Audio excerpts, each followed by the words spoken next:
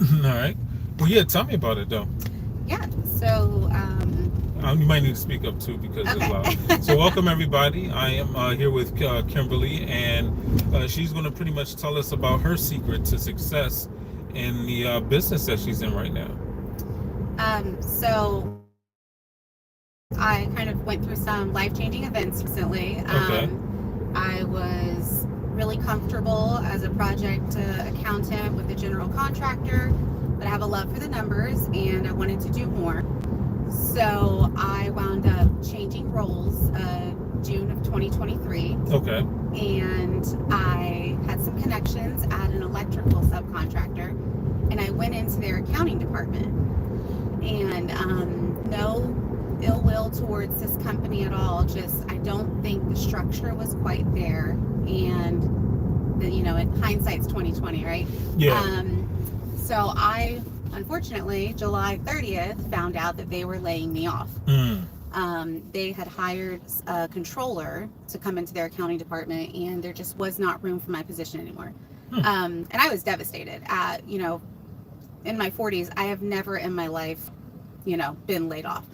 And so I immediately came home, cried my eyes out, and started working on my resume because one thing about me is that I have a fight in me.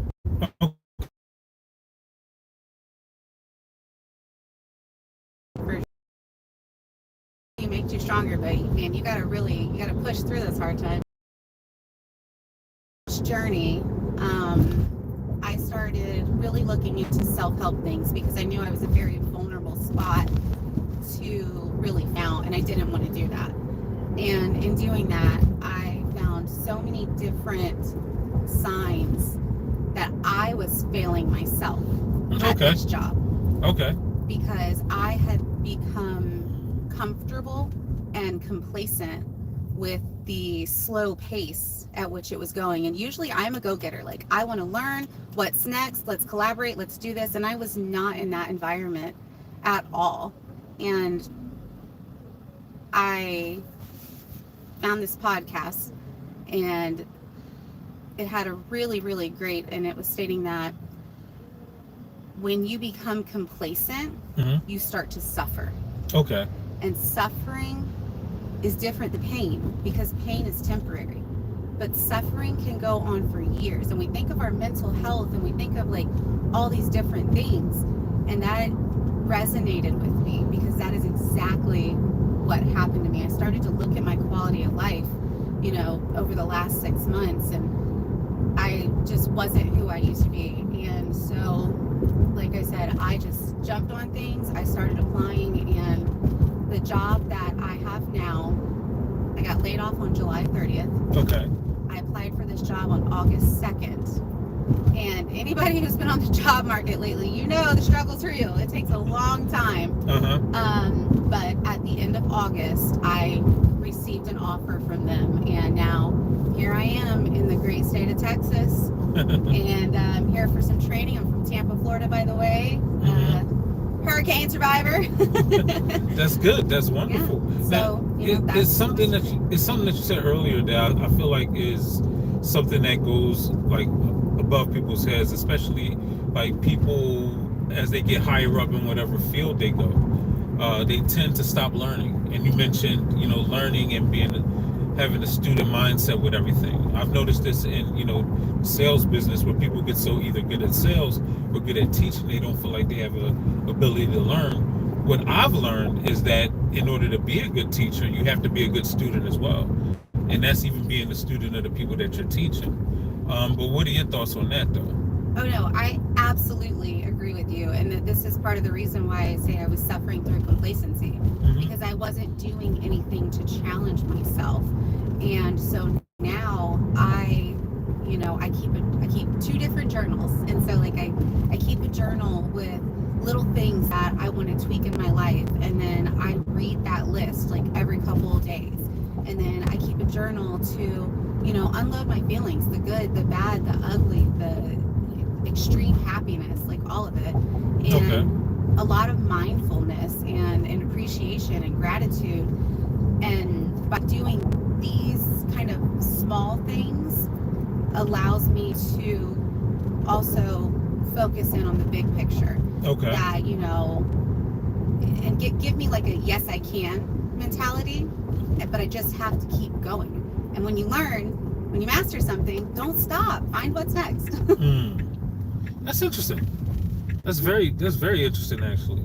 I feel like there are a lot of people that don't have that, like you say, yes I can attitude. And do you read like self-help books?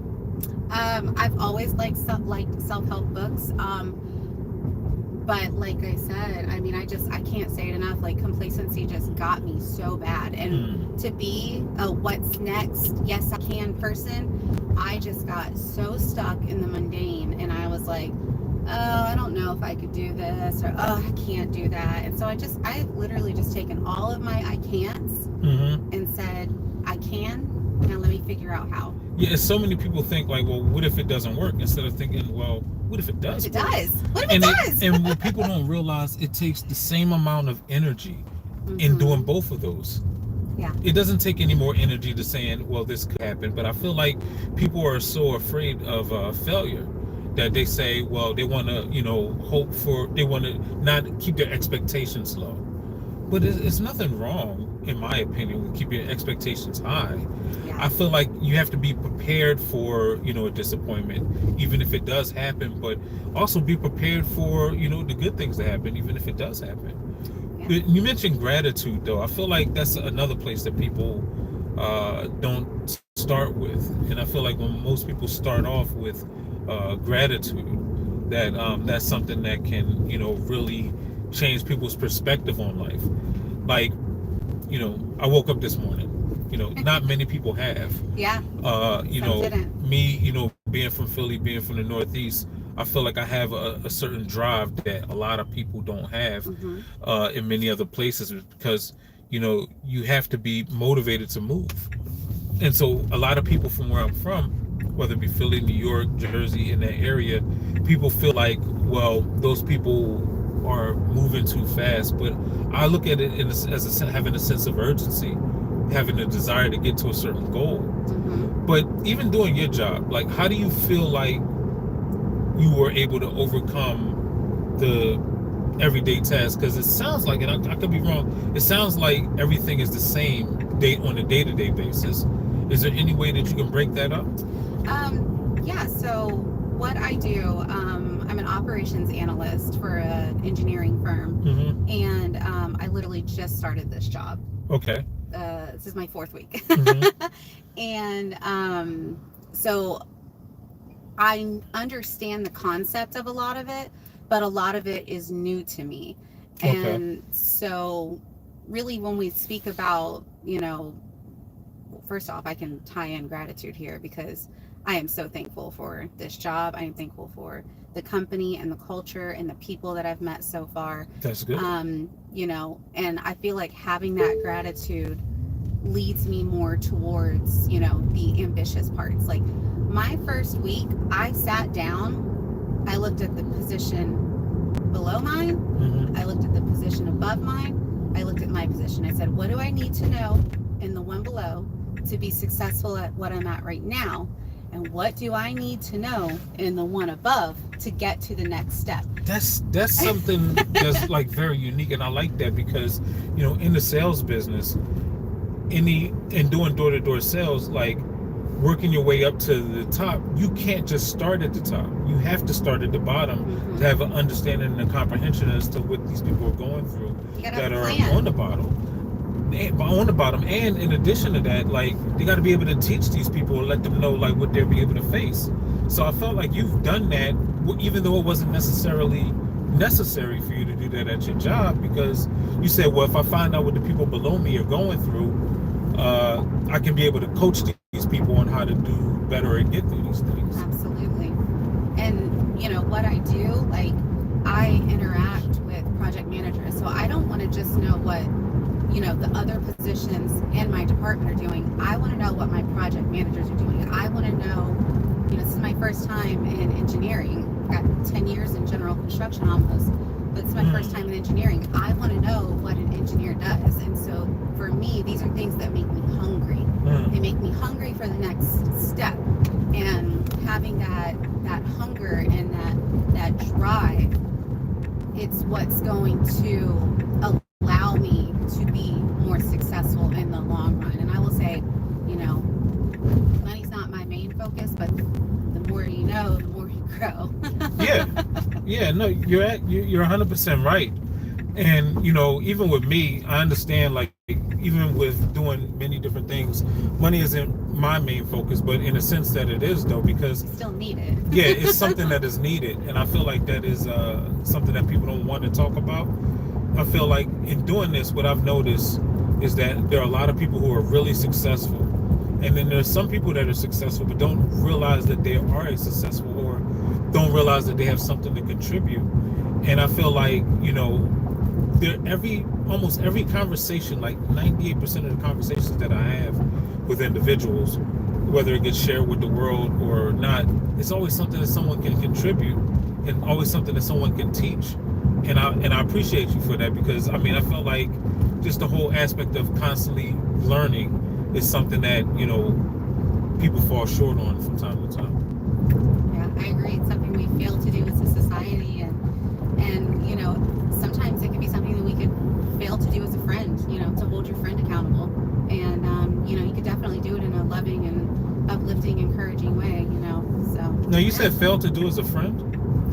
Yeah, like hold the people close to you responsible for their actions. Mm-hmm. And I don't mean going in and slamming your friends like, well, your life is like this because you choose it. Not like that. I mean, reminding your friends in a way that works for them. And I'll tell you, I got friends all across the board. I got one, if she's not doing what she needs to do, you need to go in. You go in with her and you say, look, I don't know what you're doing, but you need to get your together. Mm-hmm.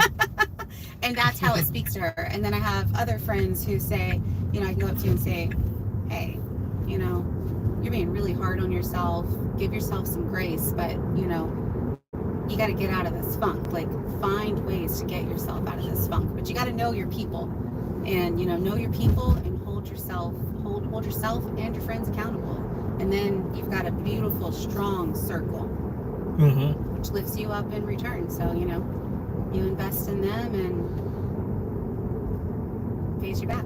Yeah, I feel like there's a lot of people who neglect, who call themselves friends, but they neglect to tell their friends where they're going wrong with something out of fear of hurting that person's feelings. Mm-hmm. And it's almost, I don't want to say it's selfish, but it kind of is, in the sense that, all right, I don't want to hurt this person's feelings. Well, do you want that person to hurt themselves? Right.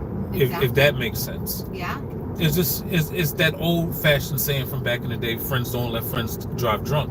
Yeah. Well, yeah, but some people don't want to even tell their friends, like, look, you're drunk, you shouldn't drive right now. But then there's certain things you got to tell your friends so that you don't really do something that really causes them to hurt them. Exactly. And it's your lack of action, not yours, but I'm just saying it's that person's lack of action that causes that person to be put into that adverse position. And you say, well, I wanted to tell you this. Well, why didn't you tell me? Why didn't you tell me? Why did you tell me after? Yeah. Like, that doesn't really help me. Yeah. Well, I was afraid that you were going to do this. And fear, unfortunately, stops a lot of people from growing and getting somewhere. And I feel like that's like man's worst enemy. It is. I feel like it's a horrible thing. And I feel like anytime you're in front of it, you got to find your way to overcome it or attack it by any means. Absolutely. But it was great talking with you. I appreciate it, Kimberly. Thank you. I've learned a lot from you today. Hopefully everybody else has learned a lot from you. Everybody give her a hand, give her a round of applause. Thank you. Everybody have a beautiful, blessed day. Yes, you